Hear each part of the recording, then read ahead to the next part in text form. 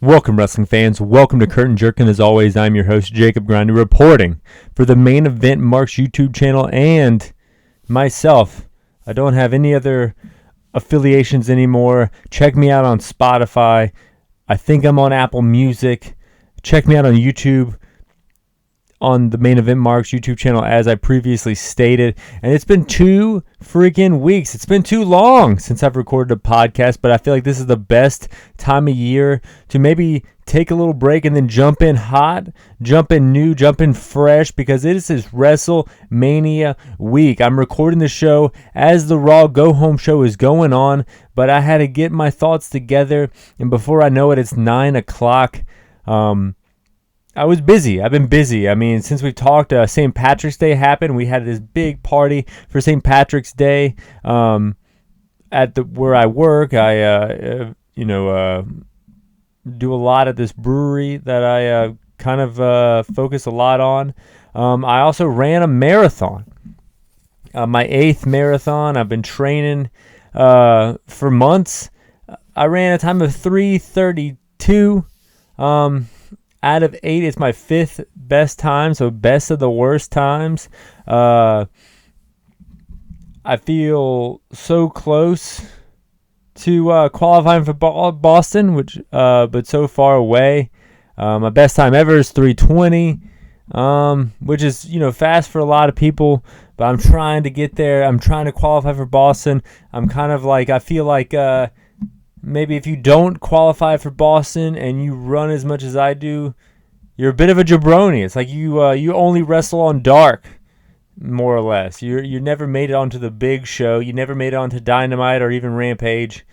But that's near there. Then, after I ran the marathon, I went to Saxapaw, North Carolina. It's a really cool area. There's a big river. The Hall River runs right through it. And there's a venue there, a music venue, a coffee shop, a general store with a nice restaurant attached to it and everything. It's a great little place in the middle of nowhere.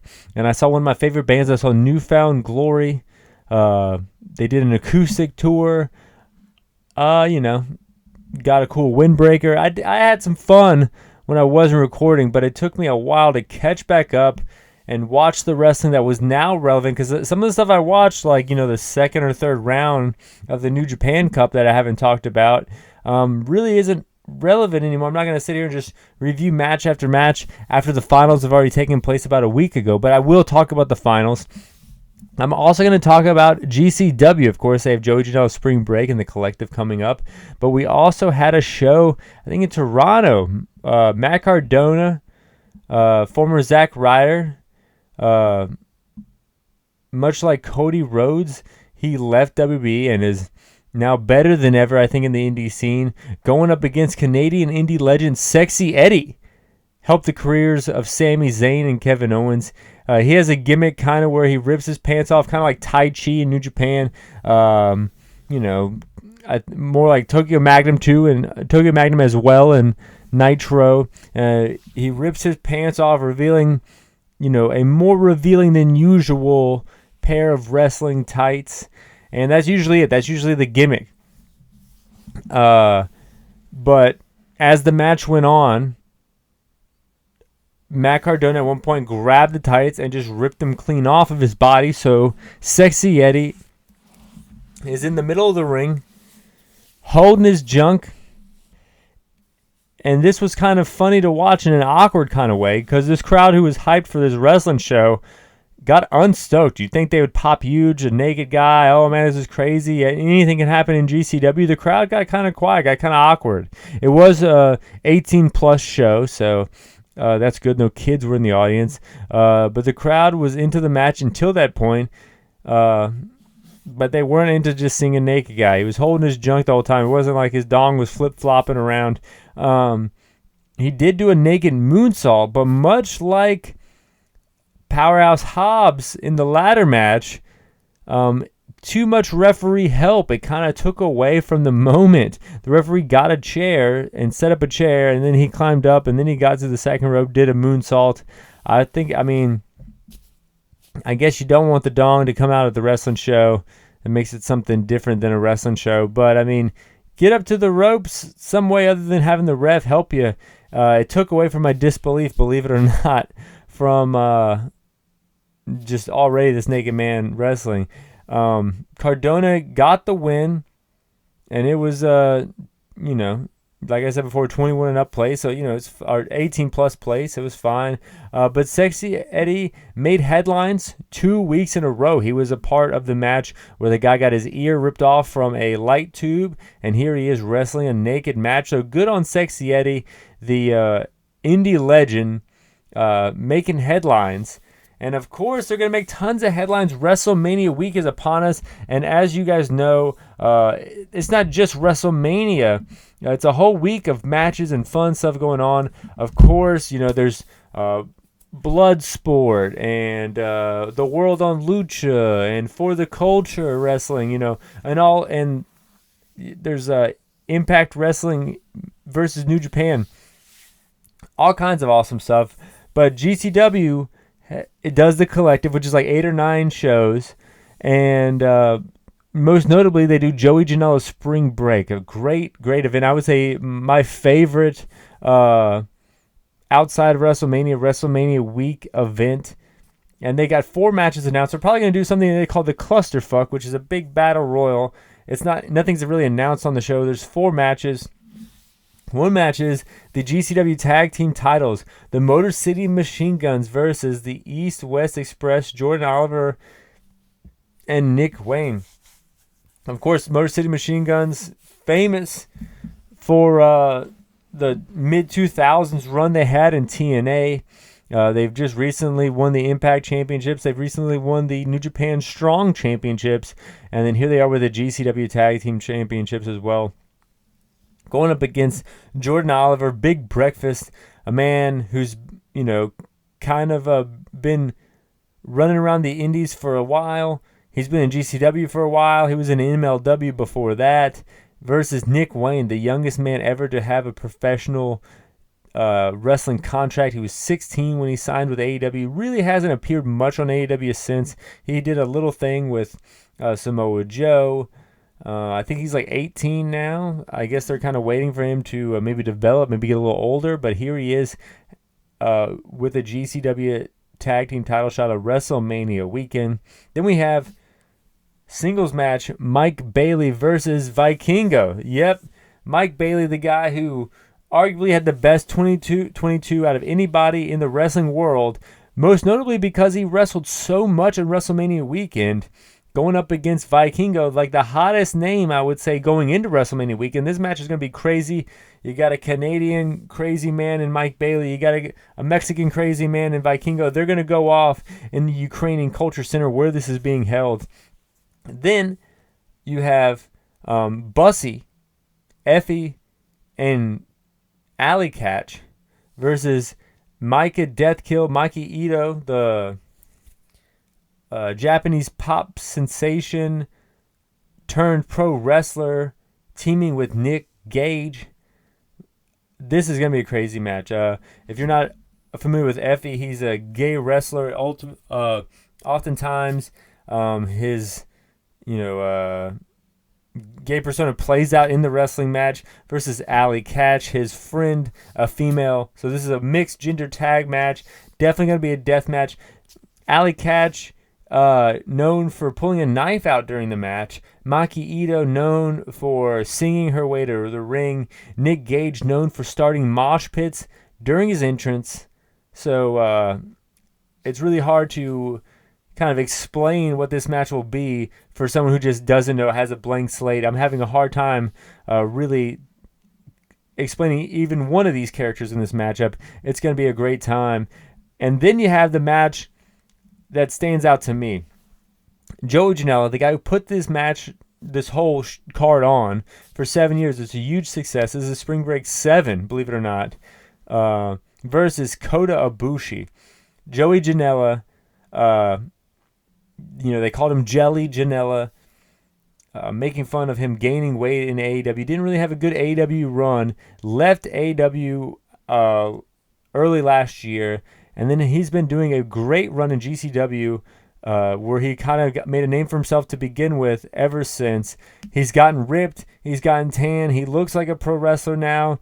He's even better pro wrestler than he was before, versus Kota Ibushi, who, if you don't know who Kota Ibushi is, I mean, just a short history. He was the man in New Japan. They were pushing him to the moon. He was the guy who merged the Intercontinental and the World Heavyweight title and the World title to make the IWGP World Heavyweight Championship the title that is now seen as the top championship to this day.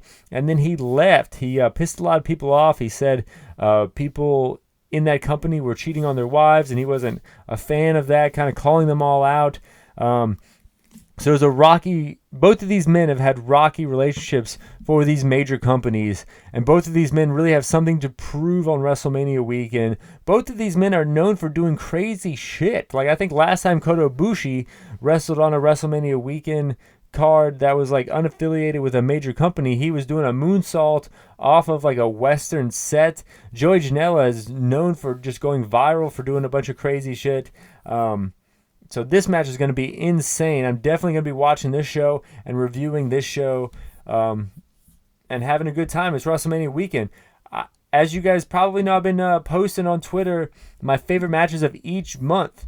And we're going to have this show as well as Ring of Honor, Supercard of Honor, as well as Impact versus New Japan on March 31st.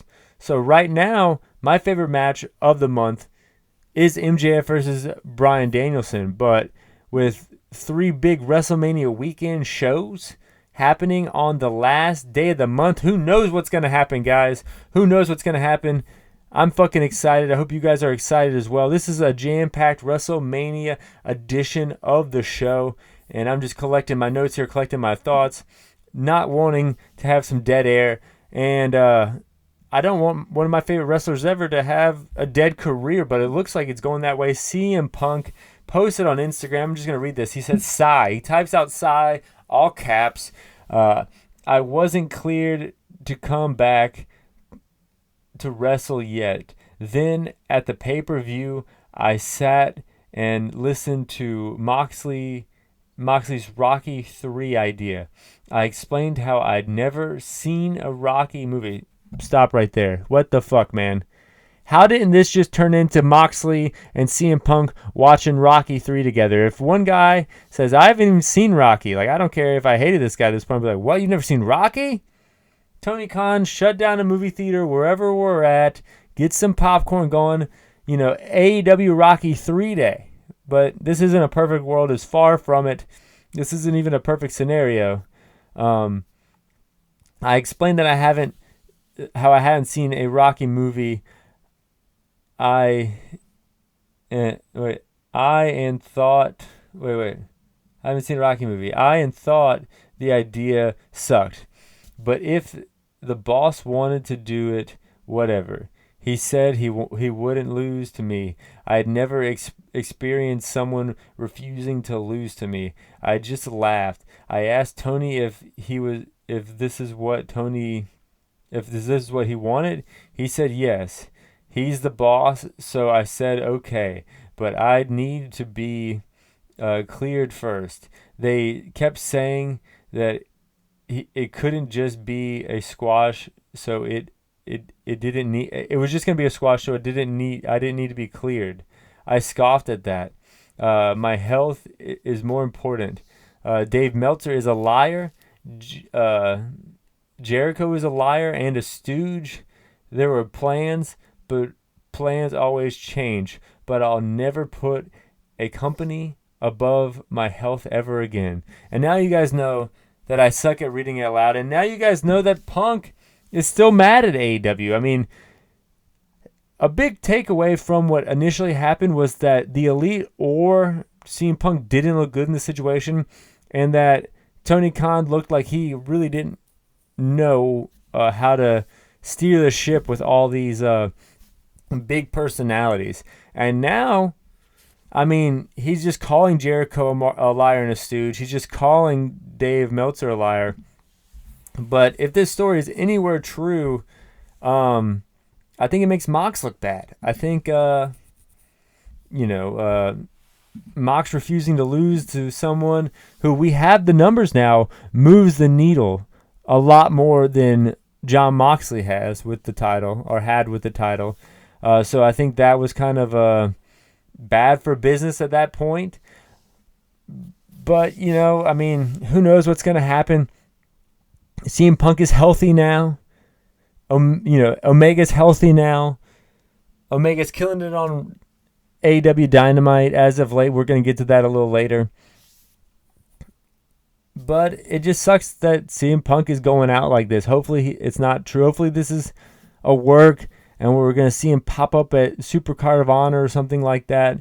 But this just really bums me out, man. One of my favorites of all time just kind of didn't get along with this generation and this revolution that I think he kind of sparked. I think sitting down and quitting WWE so Daniel Bryan could go on to WrestleMania 30 and win the titles and hoist them up. That was a cool moment, and I don't think it could have happened if CM Punk, one, didn't cut the pipe bomb promo, and then one, didn't leave WWE. And then when he left and he was gone for those 7 years, there was kind of this merging indie scene. There was this merging Japan audience from America that he wasn't a part of, and it feels like that generation doesn't get along with Punk. It's kind of crazy, just the realization, of that in October, and now the re-cementing of those ideas now with his Instagram post or whatever. It's a bummer. I don't know what's going to happen. I do know that there's one. I feel like Hangman Page is just now getting the stench of all that CM Punk stuff off of him with this kind of Moxley feud that he's got going on. So now that Moxley's kind of getting drug into this now, that's pretty rough. Refusing to lose. I mean, I don't know, man. It seems silly to me. But what's not silly to me is the granddaddy of them all, WrestleMania. And I've been hyping up WrestleMania week all show long. I've been talking about it. But now let's do it. Let's give you my predictions for the WrestleMania card of what I know is the WrestleMania card so far. Well, we got Dominic Mysterio versus Rey Mysterio. I would say this is the second best story going into WrestleMania besides the Bloodline thing. But the Bloodline thing kind of peaked already. I feel like Sammy going up against Roman was the peak of this Bloodline thing. We got a good tag match out of it. We got, KO teaming with his best friend to go up against the brothers and the Usos. That's all great. But I think the Bloodline angle peaked already. This is kind of just like spillover from that angle. But this Dominic Mysterio, Rey Mysterio thing is going to peak at WrestleMania. This is great fucking storytelling. The shithead son who doesn't respect the legendary father hanging out with the wrong crowd. I mean, this is just great. This is like a soap opera, told in the ring like every great old school wrestling storyline is. And you got to have Rey Mysterio win. I'm sorry, man. The legend's going to fucking win. The shithead son is going to get his comeuppings, and he's going to respect the name Mysterio more so than he ever has before. And then we got Braun Strowman and Ricochet versus the Street Profits versus Alpha Academy versus Viking Raiders.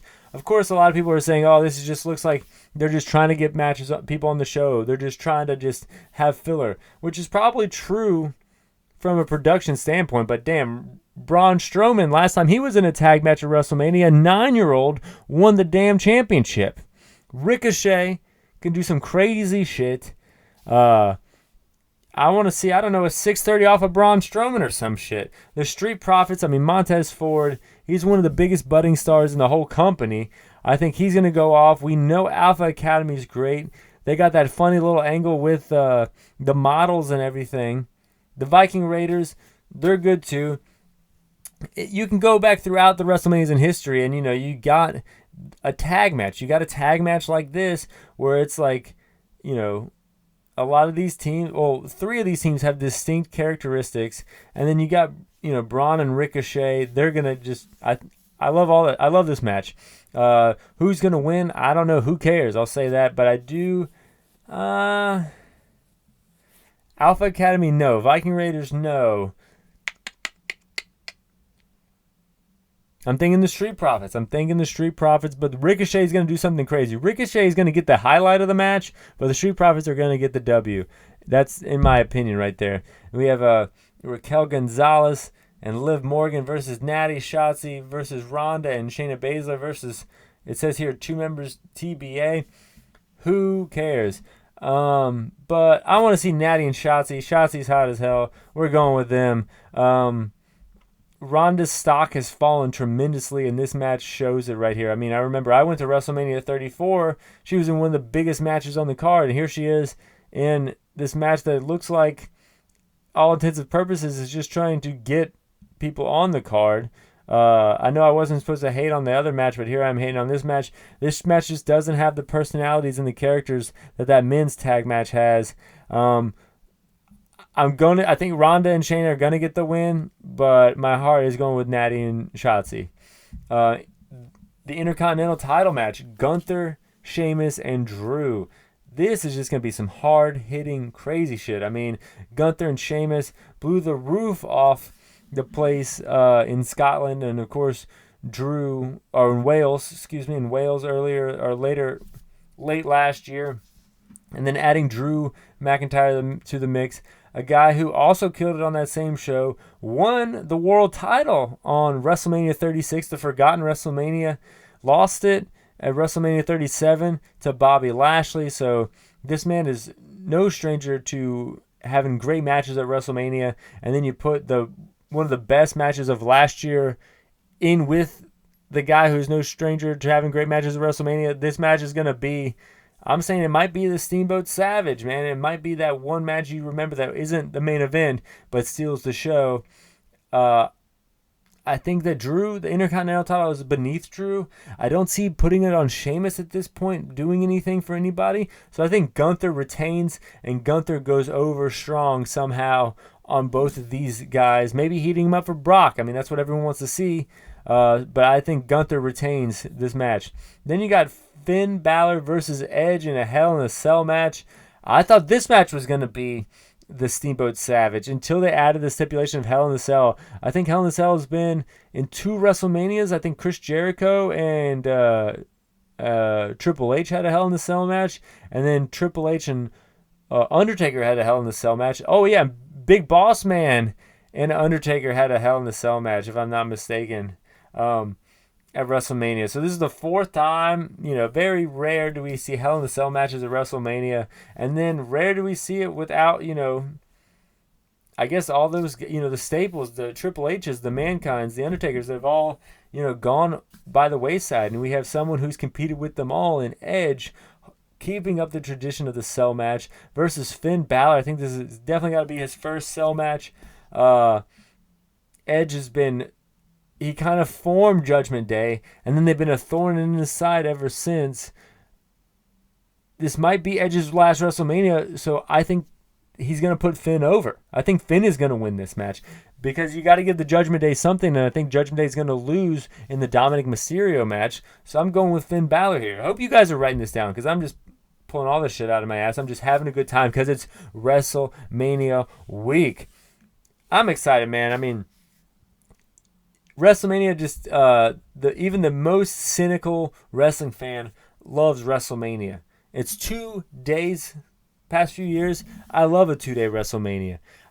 Wrestle Kingdom is better with 1 day. WrestleMania is better with 2 days. 2 nice little 4 or 5 hour shows. Boom, boom, to put a nice little cherry on top of an amazing wrestling weekend. Because you got to remember, before WrestleMania, like I've said before, you got all those indie shows. You got the ROH show. You got New Japan versus Impact. You just have so much awesome shit. Man, I'm excited. Becky Lynch, Lita, Trish versus Damage Control. Damage Control, garbage. They brought him out at SummerSlam. They haven't done shit for me since SummerSlam. You got to put over the legends at WrestleMania. You got to have Becky Lynch, the current legend, having her hands raised, and on either end are the 2 legends in her team. I think that's the WrestleMania moment that we want out of this match. And I think that's the WrestleMania moment we're going to fucking get. Moving on to the United States Championship. Austin Theory versus John Cena. Big match, John. Oh, man.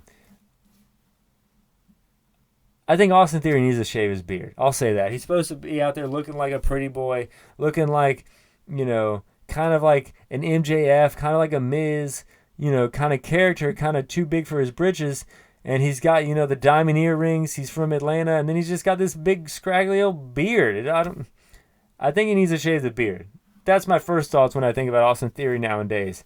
One thing that's interesting is I saw John Cena when he was in OVW as the prototype, teaming with Rico Constantino, the guy who then became the hairstylist for Billy and Chuck. And then I also saw Austin Theory in Firestar. So it was really cool for me to see these two guys wrestle. Of course, one of the greatest wrestlers of all time versus a guy that WWE sees as one of the biggest up-and-comers of this generation. And looking back, I've seen both of these guys from the ground up. I guess if you watch this shit long enough, you'll see them all come from the ground up. But you know what? I'm going to over-romanticize that shit. Austin Theory is going to lose. John Cena's going to win this one. He's going to have the U.S. title for the third time in his career. Of course, he beat Big Show for the world title, or for the U.S. title at WrestleMania. And WrestleMania, I think it was 20 or 21. I'm blanking. And then he beat Rusev for the U.S. title, WrestleMania 31.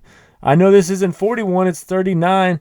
But he doesn't lose this U.S. title at WrestleMania is what I'm saying.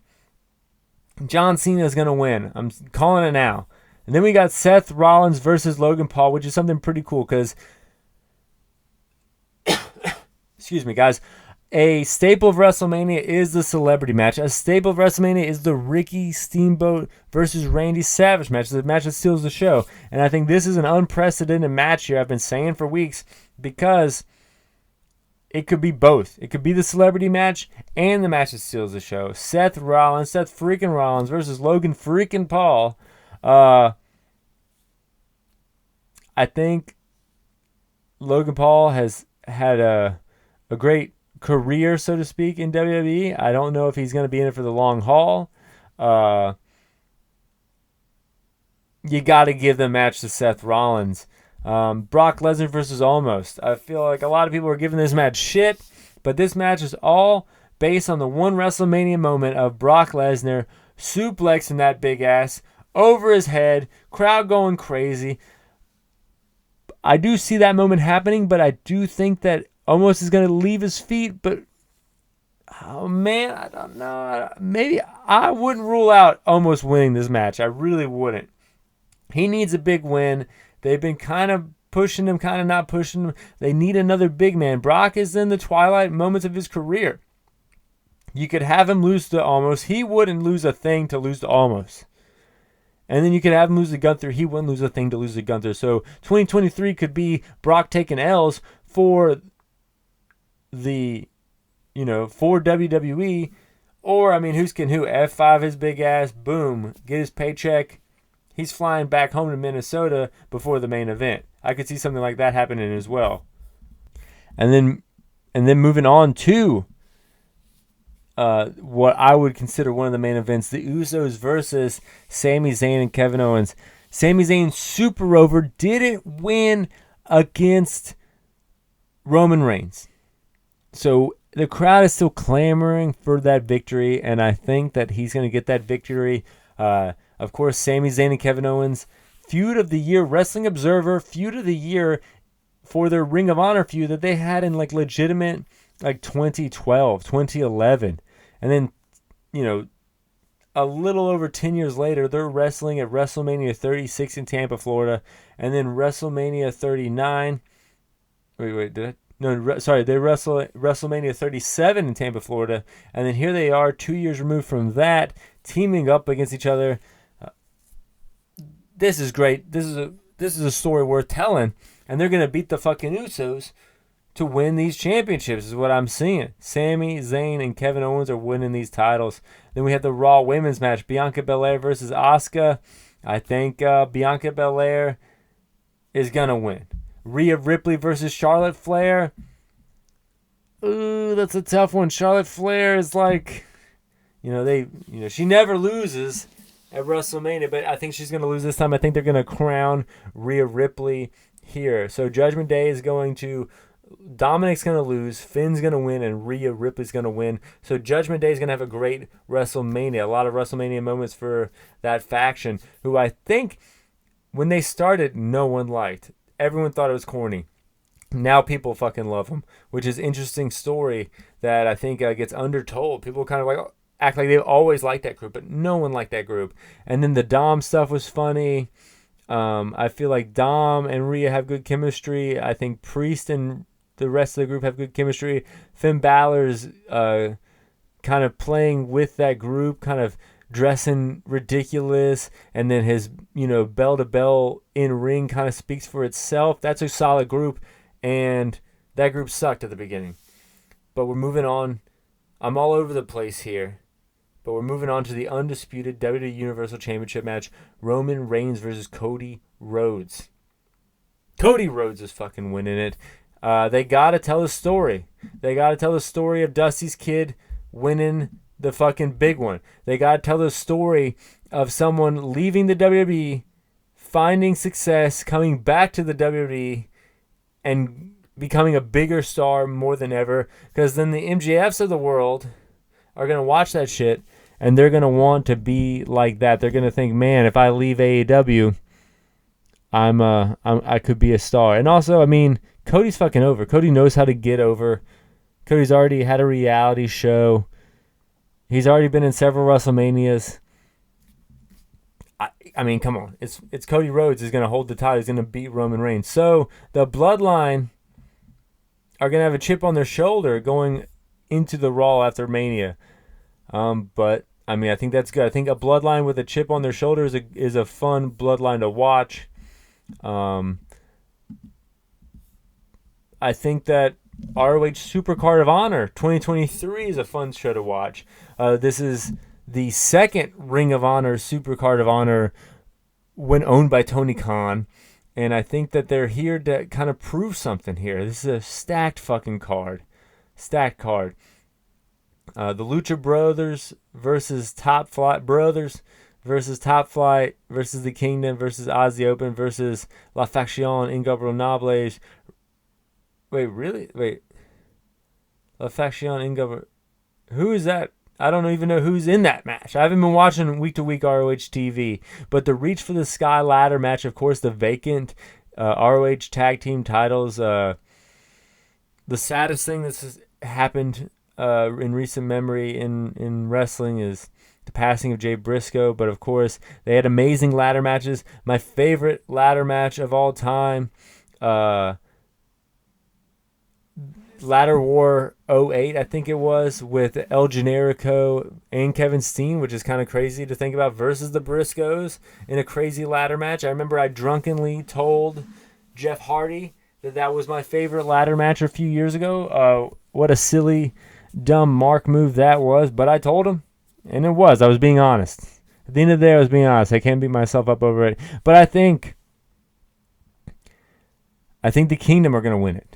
I think that everyone's going to go off and do crazy shit, and then the Kingdom are going to go up there and grab those ROH tag titles. Why? Because the Lucha Brothers, they're going to be on AEW. Top Flight AEW. Aussie Open, I mean, they're more of a New Japan guys. La Faction Ingobernables, I mean, I don't even know who's representing that, but that's a New Japan faction. So the Kingdom are the ROH team out of all that. And I think, Matt Taven, Mike Bennett, those are kind of ROH guys. So you put the titles on them. They're a great tag team, and you can kind of maybe build a promotion with those guys on top, kind of a thing. You can build a division with those guys on top. The Embassy versus AR Fox, Blake Christian, and Metallic, or Grand Metallic from the 205 Live WWE days, Lucha House Party, for the ROH World 6-man titles. They just put the titles on the Embassy. It's going to stay on the Embassy. Samoa Joe versus Mark Briscoe, singles match for the ROH television title. That's a damn Ring of Honor match if I've ever seen one. Man, that's awesome to see. These two guys have been in Ring of Honor since like 2002. And here they are in 2023, 21 years later, having a match, WrestleMania weekend, Supercard of Honor. I think Mark Briscoe is going to win the television title, man. I remember he had a good feud with Roderick Strong, and I think it was for the television title. And I think he needs, he's kind of over with the circumstances that we've been given here. So play into that. Mark Briscoe wins the television title at Supercard of Honor. Athena versus Yuka Sakazaki. Every time I watch Yuka Sakazaki, I fucking love her. TJPW. You guys know that I talk about Noah all the time. We're going to talk about Noah in a little bit, but it's the same streaming service that Tokyo Joshi Pro is on, which is Yuka Sakazaki's home promotion. So my heart is going to say Yuka Sakazaki, and it's going to say it so loudly that my head is going to say it. I'm picking Yuka Sakazaki over Athena.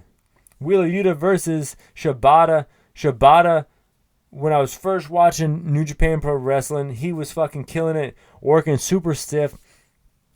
People used to say that Stan Hansen was so stiff. It's because he couldn't see shit. And he wanted to make sure he connected. And I don't think Shibata can see shit either, to be honest with you. I think he's poor eyesight as well as the great Stan Hansen, which is an interesting tidbit. But then while I'm watching New Japan, he wins the New Japan Cup, which we're going to talk about later. He gets his match with Okada. He headbutts the fuck out of Okada to the point where one side of his body was paralyzed. And then we were getting these messages transcribed to us on Twitter, the American New Japan fan, and it was saying stuff like he was going to wrestle again. And it's like, what? Come on, man.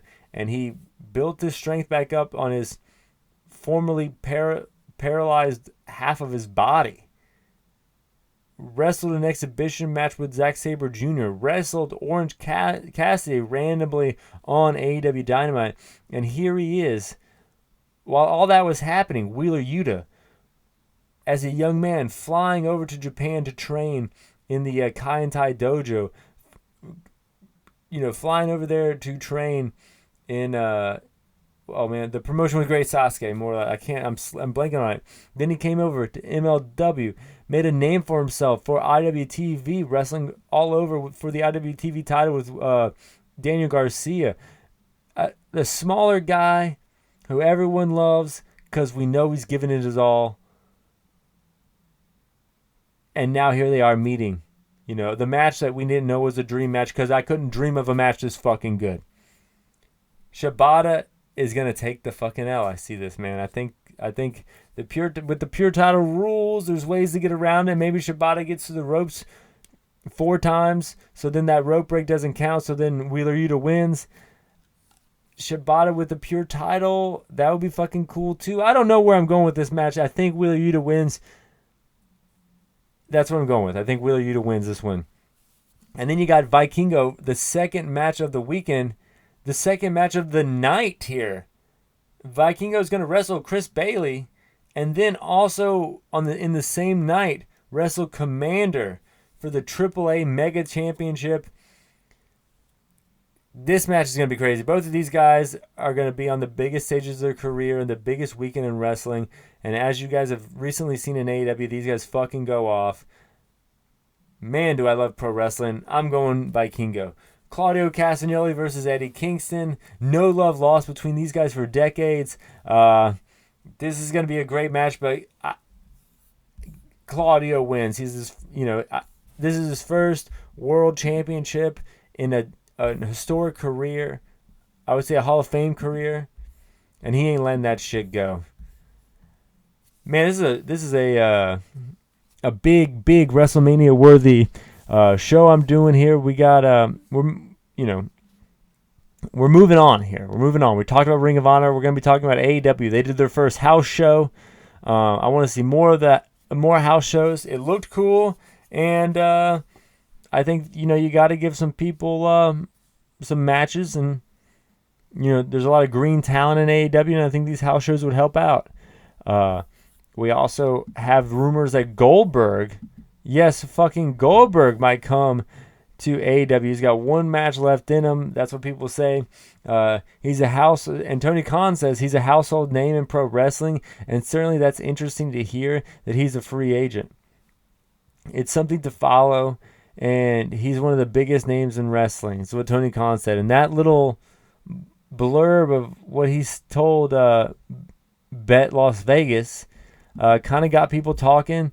I polled my followers on Twitter and asked them if they wanted to see Goldberg wrestle his last match in AEW, and people overwhelmingly were like, fuck that. But I think it would be cool. I mean, him versus Powerhouse Hobbs, so he could tear through QT and the gang, spearing Big Shotty Lee Johnson and spearing Nick Camarado and Aaron Solo in his way to spearing QT, and then getting the match with Hobbs and Hobbs going over. That would be good. I think they could also do a match with him and MJF. I mean, two Jewish world champions on a huge stage on TNT where they both made a name for themselves. I mean, that story is a great story to tell. Maybe him and Sting could team up or something like that. There's a few good stories to tell that I think a lot of the haters aren't really thinking about in AEW. And you got to remember that he didn't start his career in WWE. So why end it in WWE? I mean, there's a lot of things you can think of. I might just be a big WWE or WCW mark, but I want to see Goldberg be all elite. I'll say it right now. People that are all elite are the four pillars of the company: Sammy Guevara, Jungle Boy, Darby Allin, and MJF. And they're looking like they're at a collision course to wrestle a crazy fatal four-way match. MJF is on a different playing field than the rest of those guys. I mean, I would say Sammy and Darby do their thing. Jungle Boy has been kind of disappointing for the most part. But MJF is on a different fucking level than these four pillars. It's really just one fucking pillar and three guys that call themselves pillars, in my opinion.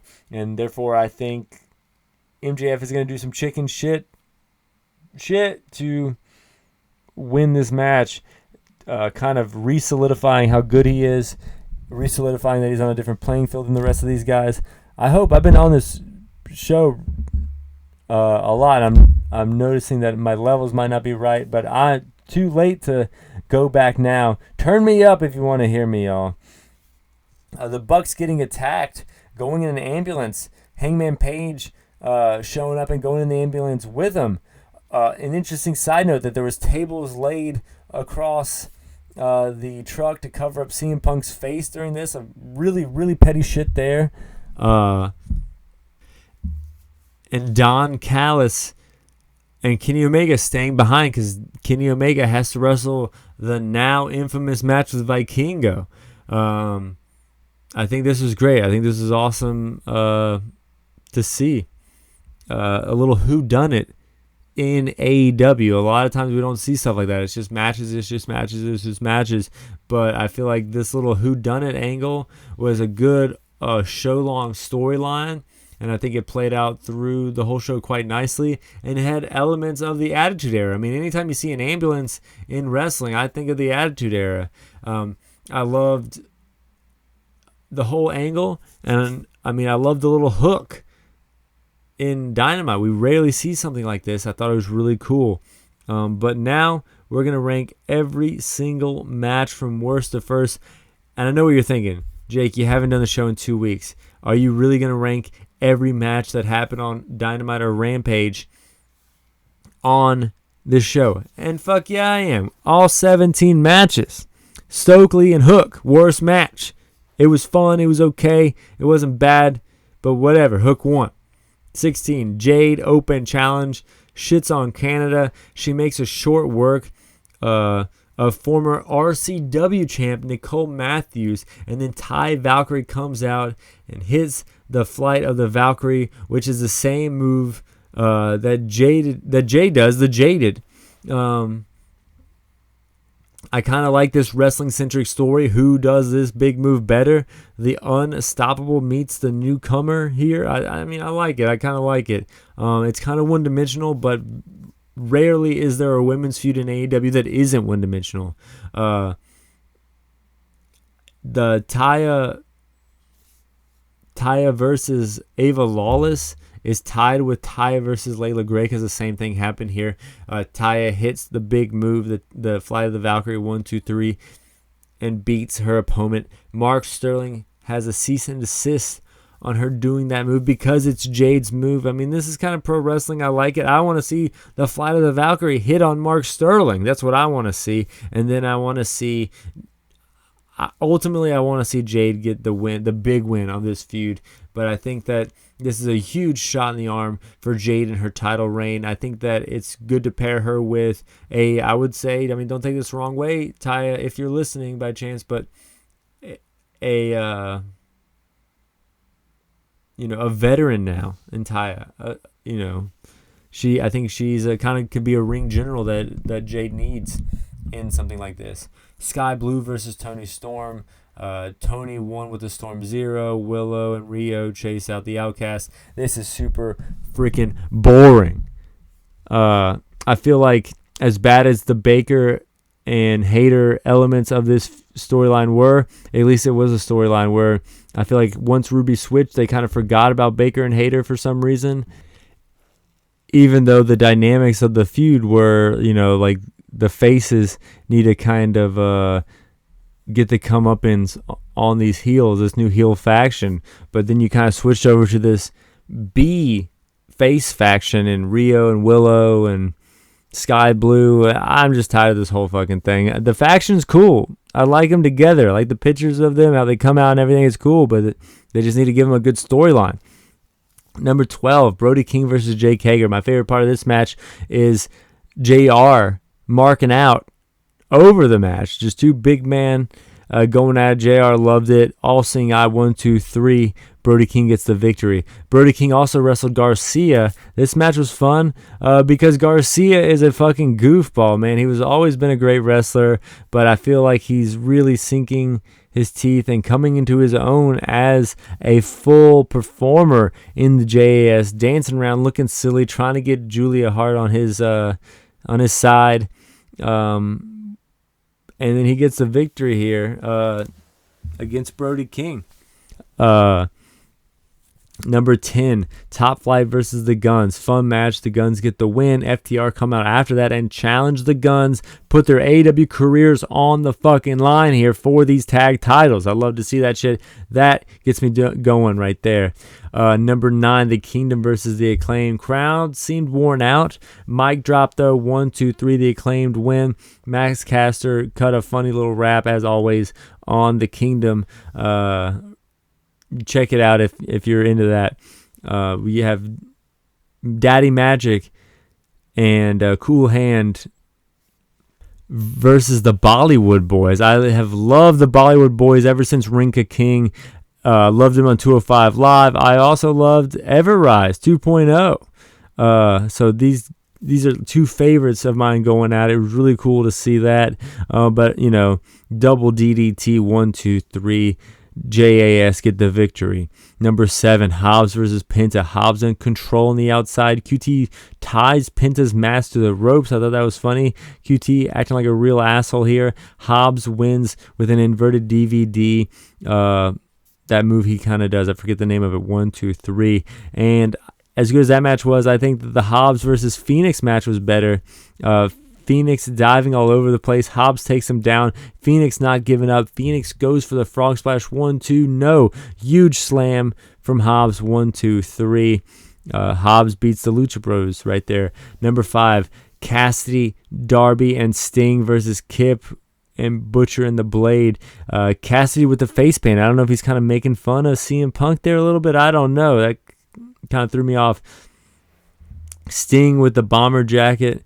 Looking sick as fuck. Penelope, her fine ass trying to get involved. Heels with the upper hand. Scorpion Death Drop 1, 2, 3. Number 4, Blackpool Combat Club versus Hangman Evil Uno and Stu Grayson. Didn't realize I missed Stu Grayson, and I don't think Tony Khan realized he missed him either. He gave him a contract after this match.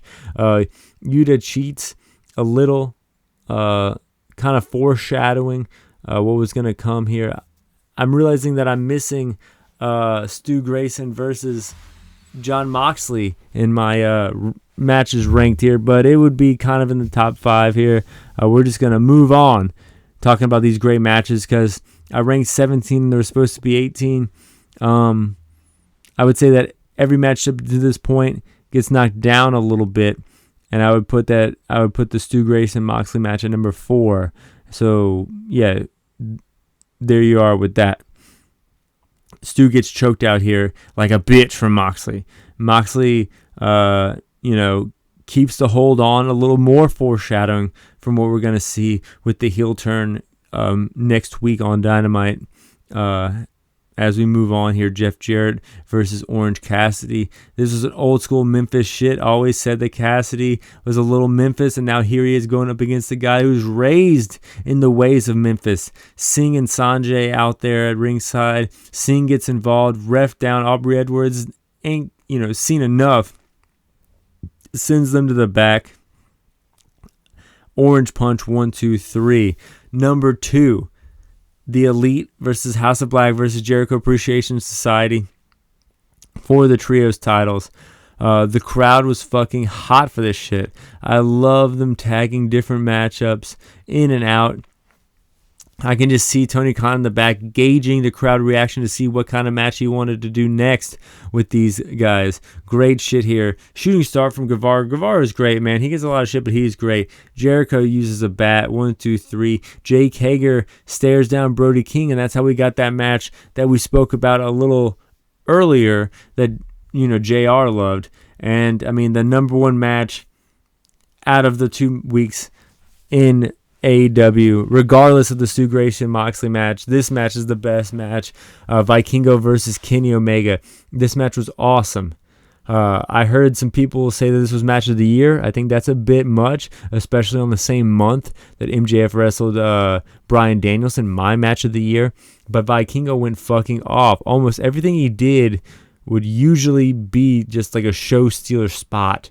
Just going nuts here. And then, of course, the running 630 through the table. Such good shit. Before Kenny Omega hit the one-wing angel. But goddamn, Kenny is back. I'm stoked on that shit.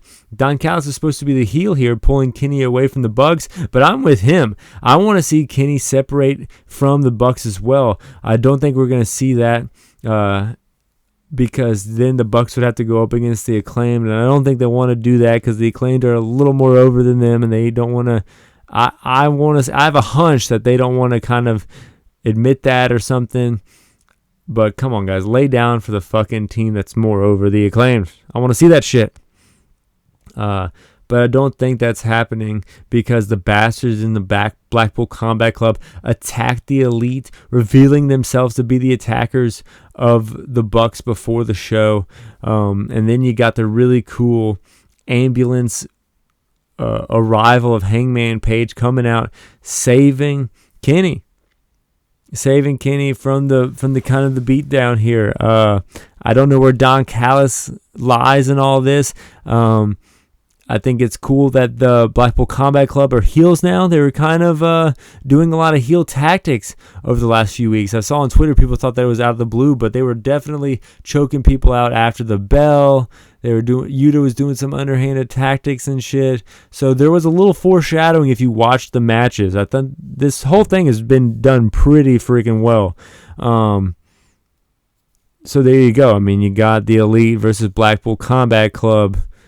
And, it's great. It's great shit. Getting a little worn out here. I'm not going to lie, but we are going to talk about New Japan, the New Japan Cup final.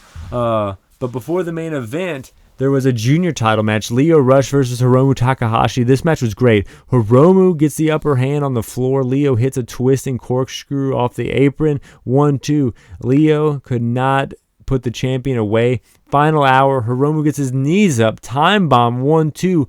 Lio kicks out. Lariat, both men down. Both men with the idea of hitting a lariat at the same time. Standing Spanish fly, 1-2. Hiromu kicks out again. Huge fisherman suplex. Michinoku driver. OND 1-2. Hiromu will not stay down. He is a champion for a reason. Hiromu drops him 1-2. Leo kicks out. He's got the heart of the champion, but he doesn't have a fucking title. He hits Yo's finisher, his partner's finisher, who was on the outside marking out bigger than JR does for a Jake Hager match. Leo misses the final hour. Time bomb 2, 1, 2, 3. Hiromu gets a victory. That match I thought was better than Vikingo versus Kenny Omega. If that says anything to you guys, go out and watch that match. I think that junior title match only falls short to the MJF Bryan Danielson match for this month, and I think that that match is the match of the year. If that says anything, this match was great. Another good match, Finlay versus Sonata. Both men sporting new looks. Both men joined new factions through the course of this year. Skull locked in, moonsault, knees up, both men down, lands the moonsault, 1-2, Finlay kicks out, Finlay drops a stunner, 1-2, Sonata kicks out of the stunner, spear, 1-2, Sonata won't quit, he kicks out of that. So you can kind of see Finlay very influenced by 90s American wrestling, hitting a stunner and then hitting a spear like Goldberg here. Then he kind of hulks up. Sonata blocked the Trash Panda, Finlay's big move here, and hits the Shining Wizard, Muta's big move, his predecessor. 1, 2, 3. Sonata gets the victory and the New Japan Cup, so that means that he's going up against the world champion, who is Okada. I remember when Sonata came into New Japan, he was supposed to be a bigger deal than he kind of ended up being. And I thought like he looked like an evil Okada. He came out, he was with LAJ. He looked crazy, he had a big mohawk and everything. But now here you have like the good Okada with the gold and the blonde hair versus like this evil guy who's in this new faction leading Just 5 Guys is the name of this faction with Taka Michinoku. I just think that this is just pretty cool shit. I think this is... Sonata's had some... He's only good when he wants to be, and I really hope he wants to be good here because I really kind of want to cheer for him, and I think that this feud with him and Okada might have legs, or the match might be pretty good. But we're going to have to see. I'm not all the way in with Sonata. He's only good when he wants to be, and he's going up against the motherfucking GOAT in Okada. But that's not the only Japanese wrestling we're going to talk about on the show. This is a super jam-packed edition of the show, WrestleMania-worthy show. We're going to be talking about Noah because there's new tag champs, Masa Kitamiya and Anabe are the GHC World Tag Champions. The junior tag champs retain in a match. Agawa and Ida retain, but Agawa kind of ditches his partner and leads the team they beat to the back with him. It kind of looks like there's a faction forming. Ida kind of had to follow behind him. I don't know what's going on with this bullshit. I don't like it. But what I do like is the main event, the GHC World Heavyweight title, Global Honor Crown Heavyweight Championship on the line here. Champion Kaito Kiyomiya, fresh off of losing to the New Japan World Champion Okada at Muta's last match that we talked about versus Jake Lee, the hottest free agent in Japan in 2022, leaving All Japan, signing with Noah, started his own faction, GLG. This is his first kind of real big match, his real test here in Noah, I would say. He really had the upper hand the whole match. Kaito held his own, didn't quit, but then Jake Lee just kept beating him. Wouldn't let go. Kind of relentless here. I can't believe Kaito really went downhill since, starting shit with the GOAT Okada. Had to lose. He lost the champion versus champion match, like I just mentioned, in Muta's last match. And then here he is just losing the title altogether here. And then within the same 48-hour period after losing this title, he then announced that he would come to America with Muta because Muta's joining the Hall of Fame and carry his bags. What the fuck? This was like when Machine Gun Kelly turned into Avril Lavigne after losing a rap battle against Eminem. Okada just beat him so bad that turned a champion into, a bag carrier. Turned a champion into a butler. I mean, come on. I wanted to cheer for Kiyomiya. Like, I was new to Noah. He was kind of the new champion in Noah. But then he fucked with the GOAT. He fucked with Okada. He fucked with the guy I know and love, one of my favorites. And now look at him. A volunteer young boy. When you were the champion less than a month prior, Sonata learned from Muta hitting the Shining Wizard to win the New Japan Cup. And look at you now carrying someone's bags. I'm kind of joking, but I'm kind of not joking. Jake Lee holding the Noah title. I'm into that shit. I'm into you guys listening to this show. This was a long one. So if you guys listen to this, let me know. I know that I kind of dipped down in my levels, but we're going to roll with it. I hope it's listenable, and I hope you guys like it. Fly high. I'm out.